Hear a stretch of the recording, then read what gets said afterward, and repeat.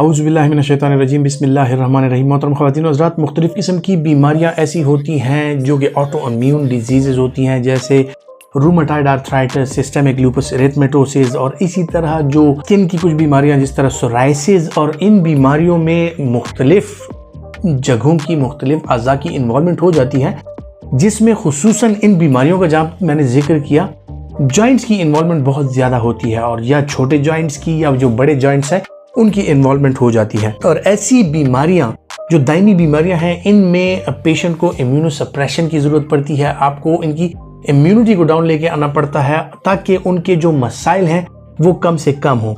और इसी तरह इम्यून सप्रेशन और एंटी इन्फ्लेमेशन, यानी आपने दर्द को कम करना है, सूजन को कम करना है, सो उसके लिए एंटी इन्फ्लेमेटरी ड्रग्स चाहिए होती हैं जो कि मुख्तलिफ सूरतों में अवेलेबल होती हैं, जिस तरह के एनसेड्स वगैरह हो गए, या जो है तो सेरेशोपेप्टाइडेज वगैरह, और इसी तरह जो है तो स्टीरॉइड्स का इस्तेमाल किया जाता है।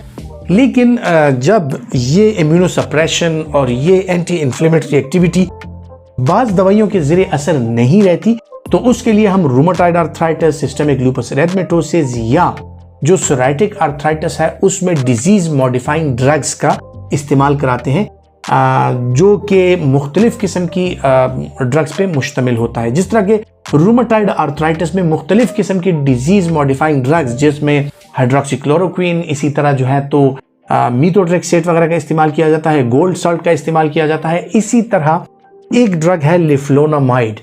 लिफ्लोनामाइड का इस्तेमाल जो है वो as a disease modifying drug rheumatoid arthritis में, एसएलई में, और इसी तरह जो सोराइटिक आर्थराइटिस है, सोराइसिस के साथ जो आर्थराइटिस होता है, यानी जोड़ों की सूजन होती है, जोड़ दुखने लगते हैं, जोड़ों में दर्द होता है, सो उसके लिए इसका इस्तेमाल किया जाता है। लिफ्लोनामाइड बुनियादी तौर पे एक ऐसा ड्रग है जो कि 3-4 मुख्तलिफ मैकेनिज्म से एक्शन करता है, और आपकी डिजीज की जो प्रोग्रेशन है रूमेटॉइड आर्थराइटिस की, या जॉइंट की जो इन्वॉल्वमेंट है, जॉइंट की जो डिसफिगरमेंट होती है, उसमें जो मुख्तलिफ किस्म के फंक्शनल और एनाटॉमिकल यानी साख्त के लिहाज से जो नुकसानात होते हैं उसको कम करने के लिए इस्तेमाल किया जाता है। सो आपके जॉइंट की डिफॉर्मिटीज नहीं होती, आपके जॉइंट की साख्त जो है वो बरकरार रहती है, और जो डिजीज है उसकी प्रोग्रेशन स्लो हो जाती है।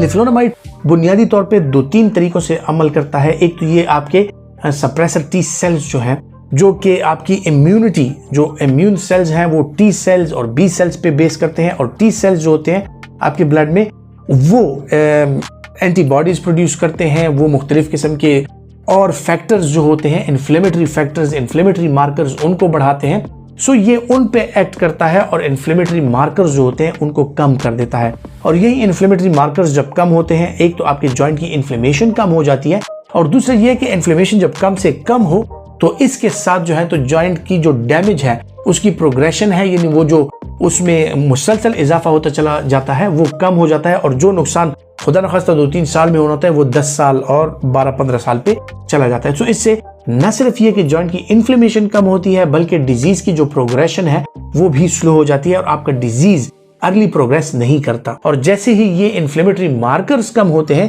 सो आपके जॉइंट की स्वेलिंग, आपके जॉइंट का पेन और आपकी जॉइंट की जो डैमेज है वो कम से कम हो जाती है। सो न सिर्फ ये कि टी सेल्स को टारगेट करता है लिफ्लोनामाइड, बल्कि आपके जो साइटोकाइंस हैं उनको भी ये कम कर देता है, और उस वजह से जो है तो इन्फ्लेमेटरी जो एक कैस्केड होता है और एक इन्फ्लेमेटरी स्ट्रॉम जो होता है वो कम से कम हो जाता है, और आपकी इन्फ्लेमेशन जब कम होती है, जॉइंट डैमेज जो है वो भी साथ में कम हो जाता है।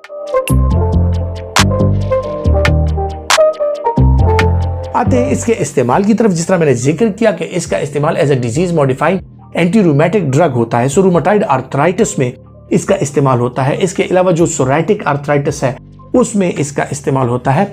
सिस्टेमिक लूपस एरिथमेटोसिस में जहाँ पे जॉइंट इन्वॉल्वमेंट हो जाए, जहाँ पे बैक एक हो, और मुख्तलिफ किस्म के आपके स्पाइन के जो जॉइंट्स हैं उनकी इन्वॉल्वमेंट, इसी तरह एंकाइलोजिंग स्पॉन्डिलाइटिस में कभी कभार जो स्पाइन की इन्वॉल्वमेंट होती है, वहाँ पर जो इन्फ्लेमेशन है उसको कम करने के लिए as a disease modifying drug leflunomide का इस्तेमाल कराया जाता है।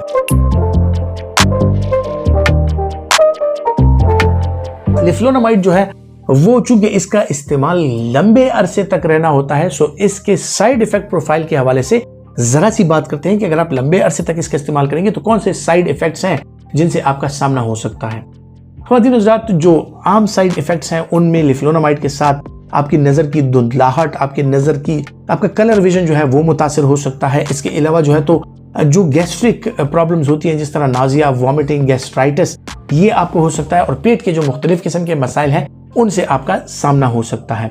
इसी तरह लिफ्लोनामाइड के जो बड़े बड़े साइड इफेक्ट्स हैं उनमें अगर देखा जाए तो इसमें बोन मैरो सप्रेशन, यानी आपका बोन मैरो जो है जहां पर आपका ब्लड बन रहा है तो उसको सप्रेस करके आपके ब्लड की प्रोडक्शन जो है उसको कम कर सकता है, और कि ब्लड के मुख्तलिफ किस्म के जो सेल्स बन रहे हैं जिसमें red blood cells, white blood cells, platelets, खुसूसन प्लेटलेट्स की जो प्रोडक्शन है वो इसके साथ ज्यादा मुतासर हो सकती है, क्योंकि प्लेटलेट्स की प्रोडक्शन बहुत ज्यादा हो रही होती है और वो सेल्स जो होते हैं मेगाकैरियोसाइट्स वो बड़े लेबाइल होते हैं, बड़े नाजुक होते हैं। सो लिफ्लोनामाइड अगर उनको अफेक्ट करे तो आप में थ्रोम्बोसाइटोपिनिया यानी प्लेटलेट्स की कमी, या बाइसाइटोपिनिया यानी प्लेटलेट्स की कमी, और साथ में जो व्हाइट ब्लड सेल्स हैं उनकी कमी यानी ल्यूकोपिनिया या न्यूट्रोपिनिया या इस तरह के अवामिल हो सकते हैं। और अगर ज्यादा अरसे तक इसका इस्तेमाल कराएं और आपका बोन मैरो कंप्लीटली सप्रेस हो जाए तो आप में पैनसाइटोपिनिया यानी red blood cells, white blood cells, platelets, इन सब की कमी हो सकती है।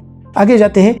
ये जो है तो चूंकि इसका मैकेनिज्म ऐसा है, इसका मेटाबॉलिज्म जो वो लिवर के थ्रू होता है, सो इससे आपके लिवर एंजाइम्स जो है, खुसूसन कुछ लोग अगर इसका इस्तेमाल ज्यादा अरसे से कर रहे हैं तो उनको पीरियोडिकली अपने लिवर फंक्शन टेस्ट कराने होते हैं, क्योंकि इसके साथ आपका लिवर डैमेज हो सकता है, आपका ALT या SGPT मुसलसल तौर पे हाई रह सकता है। अगर ज्यादा अरसे आपका liver damage, liver cellular damage जारी रहे तो इसके साथ आपको मुख्तलिफ किस्म की पेचीदगियां यानी क्रॉनिक लिवर डिजीज भी हो सकता है। सो जो लोग लिफ्लोनामाइड का इस्तेमाल कर रहे होते हैं पीरियोडिकली, वो अपना CBC यानी कंप्लीट ब्लड काउंट जो है और इसके साथ LFTs यानी लिवर फंक्शन टेस्ट जो है उनका बाकायदगी से मुआयना कराते रहें।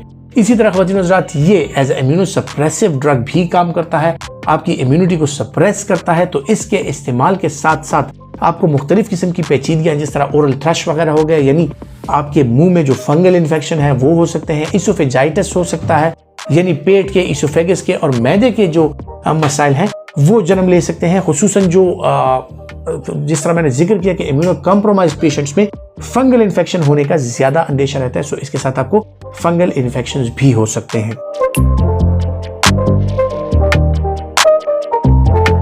आते हैं लिफ्लोनामाइड के ड्रग इंटरेक्शन की जानिब के लिफ्लोनामाइड किस ड्रग के साथ अगर आप इस्तेमाल करें तो आपको नुकसान होने का अंदेशा ज्यादा होता है।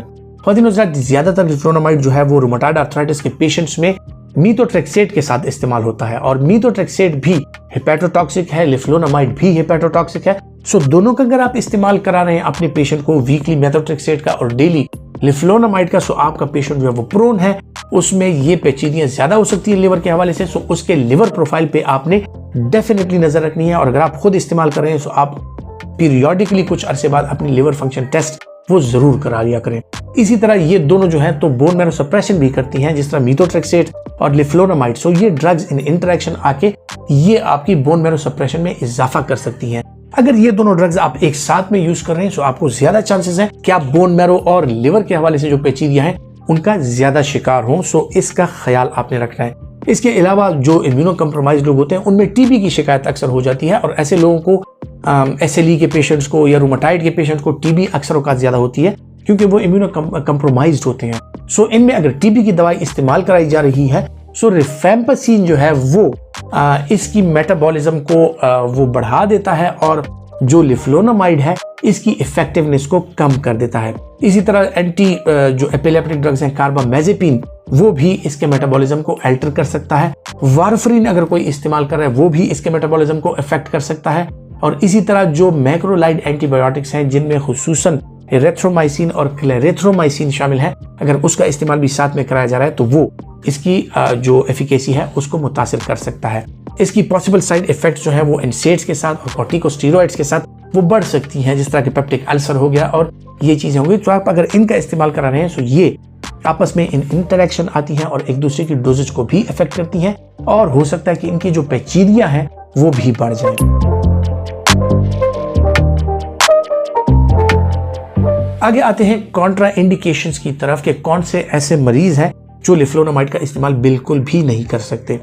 लिफ्लोनामाइड जो है बुनियादी तौर पे ये ज्यादा अरसे तक आपके ब्लड में रहने वाली चीज है। इसका असर ज्यादा अरसे तक, इसके इफेक्ट्स जो है ज्यादा अरसे तक आपके ब्लड में रह सकते हैं। सो जो चाइल्ड बेयरिंग एज में ख़वातीन हैं, जो अनमैरिड ख़वातीन हैं, जिन्होंने अपनी फैमिली अभी कंप्लीट करनी है, उनको अगर इसका इस्तेमाल ना कराया जाए तो बेहतर होता है, क्योंकि ये उनकी ओव्यूलेशन को मुतासर कर सकता है। इसके अलावा जिस तरह मैंने जिक्र किया कि ये ब्लड की कमी ला सकता है, LFTs को डिरेंज कर सकता है। सो ये यंग फीमेल्स में अगर इसका इस्तेमाल ना कराया जाए और कोई कंपेलिंग इंडिकेशन ना हो तो कोई सेफ अल्टरनेटिव इसके लिए ढूंढा जाए तो वो अच्छी बात होती है।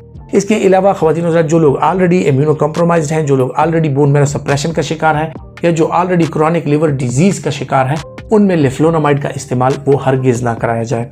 इसी तरह जिन लोगों का रीनल फंक्शंस जिनके नॉर्मल नहीं हैं, जिनके यूरिया क्रिएटिनिन ज़्यादा है, उनका GFR लो है, सो वो लोग भी लेफ्लोनामाइड का इस्तेमाल नहीं कर सकते। ख़वातीन हज़रात, लेफ्लोनामाइड का इस्तेमाल करते वक्त कुछ बुनियादी बातों का ख्याल रखना ज़रूरी है कि आपको पीरियोडिकली अपने डॉक्टर से अपना मुआयना कराते रहना है।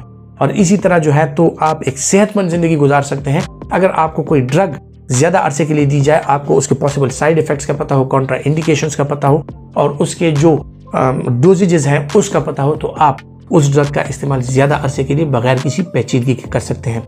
आते हैं उन लोगों की तरफ जो ख़वातीन प्रेग्नेंट हैं या जो दूध पिला रही हैं, उनमें ये कम्प्लीटली कॉन्ट्रा इंडिकेटेड है और लेफ्लोनामाइड का इस्तेमाल दूध पिलाने वाली माएँ और प्रेग्नेंट ख़वातीन बिल्कुल भी नहीं कर सकती। और अगर वो शुरू से इसका इस्तेमाल करती चली आ रही हैं और जैसे ही आपको अंदाज़ा हो कि आपके पेशेंट में प्रेगनेंसी पॉजिटिव हो गई है, तो आपको लेफ्लोनामाइड का इस्तेमाल उसी टाइम बंद करा देना चाहिए। ख़वातीन हज़रात, उम्मीद करता हूँ कि ये मालूमात जो है आपके लिए फ़ायदेमंद साबित होंगी, और अगर आपके लिए फ़ायदेमंद साबित होती हैं तो इसको यकीनन आप दूसरों को भी पहुँचाएंगे। सो वीडियो को लाइक कीजिए, आगे फॉरवर्ड कीजिए और अपना बहुत सा ख्याल रखिए। अल्लाह हाफ़िज़।